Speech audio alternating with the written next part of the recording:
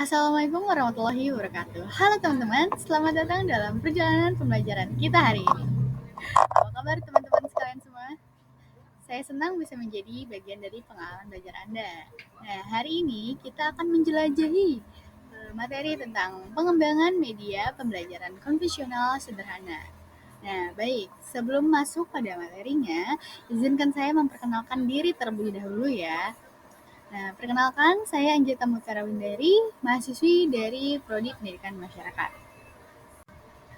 Nah, teman-teman, apa itu media pembelajaran konvensional? Ya, media pembelajaran konvensional sederhana ini sebagai alat dasar untuk menyebarkan pengetahuan, mempromosikan pengembangan keterampilan, dan mendorong keterlibatan masyarakat dengan menggunakan media berbasis tradisional seperti buku, selebaran atau brosur, poster, dan terakhir lembaran kerja. Nah, selanjutnya nih teman-teman, ada karakteristik media konvensional sederhana. Nah, pada karakteristik ini terbagi menjadi 5, yaitu pertama aksesibilitas. Maksudnya adalah penggunaan bahan pembelajaran yang sering tersedia dan mudah diakses oleh masyarakat, seperti materi cetak, materinya itu seperti pamflet, poster, dan selebaran. Sehingga ini tuh dapat didistribusikan di pusat komunitas, perpustakaan, atau ruang publik. Lalu yang kedua ada tangibilitas. Nah, karakter ini tuh meningkatkan keterlibatan dan retensi, terutama bagi pelajar taktil yang mendapat manfaat dari pengalaman langsung. Nah, peserta didik itu diberikan kesempatan untuk berinteraksi dengan materi ini secara langsung dengan memegang, membaca, dan merujuknya sesuai dengan kebutuhan. Lalu yang ketiga ada kesederhanaan. Nah, maksudnya adalah dengan penyampaian informasi yang jelas dan ringkas dan menggunakan bahasa yang sederhana serta visualisasi yang tidak berlebihan, ini tuh akan memudahkan bagi pelajar untuk meningkatkan pemahaman dan aksesibilitas, terutama bagi pelajar dengan kemampuan membaca atau bahasa yang terbatas. Lalu yang keempat ada fleksibilitas. Maksudnya, bahan yang digunakan dapat berbagai bentuk, seperti bahan cetak, alat bantu visual, dan manipulatif. Dan dapat disesuaikan juga untuk memenuhi kebutuhan dan preferensi spesifik dari peserta didik dan komunitas yang berbeda. Lalu yang terakhir kelima ada efektivitas biaya. Nah, pada media konvensional sederhana ini, bahan dari produksi ini tuh relatif lebih murah dibanding media digital yang mungkin memerlukan teknologi atau perangkat lunak yang mahal. Oke, next kita lanjut ke prinsip desain media konvensional. Nah, ini terbagi menjadi 6. Yang pertama ada kejelasan dan kesederhanaan. Nah, ini tuh menyajikan informasi dengan cara yang jelas dan lugas yang mudah dipahami oleh khalayak yang beragam.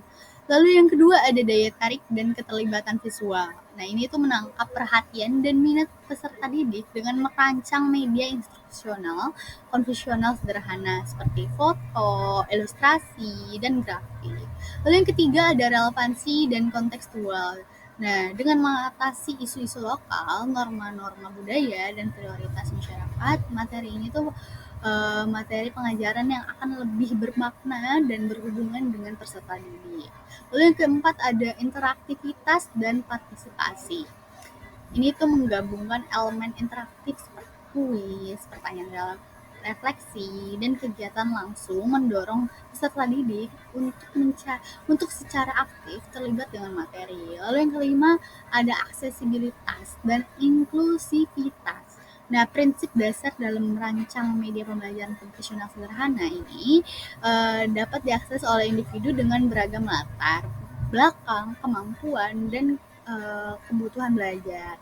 Lalu yang terakhir ada umpan balik dan iterasi. Maksudnya adalah prinsip ini tuh menekankan pentingnya mengumpulkan masukan dari peserta didik dan pemangku kepentingan selama proses desain dan memasukkan umpan balik untuk meningkatkan efektivitas dan relevansi bahan ajar.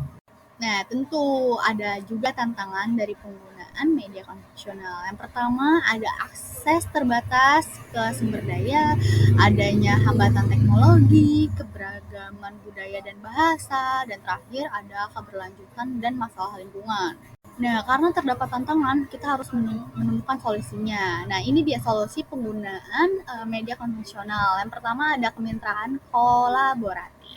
Nah, kemitraan kolaboratif ini dengan organisasi lokal, bisnis, dan pemangku kepentingan dapat membantu mengatasi keterbatasan sumber daya dan meningkatkan efektivitas inisiatif pendidikan masyarakat. Nah, yang kedua ada pendekatan hibrida. Pendekatan ini tuh merangkul pendekatan hibrida yang mengintegrasikan media konvensional dengan teknologi digital sehingga dapat meningkatkan aksesibilitas dan keterlibatan di antara anggota masyarakat yang beragam. Lalu yang ketiga ada kompetensi budaya dan lokalisasi. Ini tuh memprioritaskan kompetensi budaya dan lokalisasi dalam desain dan pengembangan bahan cetak yang sangat penting untuk memastikan relevansi dan inklusivitas. Lalu yang terakhir ada pertimbangan lingkungan, yaitu untuk mengatasi masalah keberlanjutan. Pendidikan komunitas dapat mengadopsi praktik ramah lingkungan dalam produksi dan distribusi bahan cetak. Lalu ada manfaat mengintegrasi media konvensional dengan teknologi digital. Nah, yang pertama ini ada jangkauan dan aksesibilitas yang diperluas. Nah, ini tuh menggunakan pendekatan hibrida yang tadi ya, yang nantinya itu memastikan bahwa konten pendidikan dapat diakses oleh individu dari semua latar belakang, seperti pada penggunaan platform digital, yaitu situs web, aplikasi seluler, dan media sosial. Lalu yang kedua ada peningkatan keterlibatan dan interaktivitas. Nah, pada manfaat ini terdapat fitur interaktif seperti elemen multimedia, kuis, simulasi, dan gamifikasi sehingga dapat mengubah materi cetak statis menjadi pengalaman belajar yang dinamis dan memikat dan memotivasi peserta didik. Lalu yang ketiga ada pengalaman belajar yang dipersonalisasi. Nah, pendekatan yang dipersonalisasi ini memastikan bahwa konten pendidikan itu relevan, menarik, dan efektif dalam mengatasi tujuan dan tantangan pembelajaran individu. Lalu yang keempat atau yang terakhir itu ada umpan balik dan penilaian real time. Nah, contoh umpan baliknya itu seperti kuis online, survei, dan forum diskusi. Sehingga ini memberikan kesempatan bagi peserta didik untuk berinteraksi dengan konten, mengajukan pertanyaan, dan menerima umpan balik dari teman sebaya dan instruktur gitu. Nah, mungkin segitu saja ya teman-teman. Terima kasih atas perhatian teman-teman. Semoga pelajaran ini dapat bermanfaat dan menginspirasi. Sampai jumpa. Assalamualaikum warahmatullahi wabarakatuh. Dadah.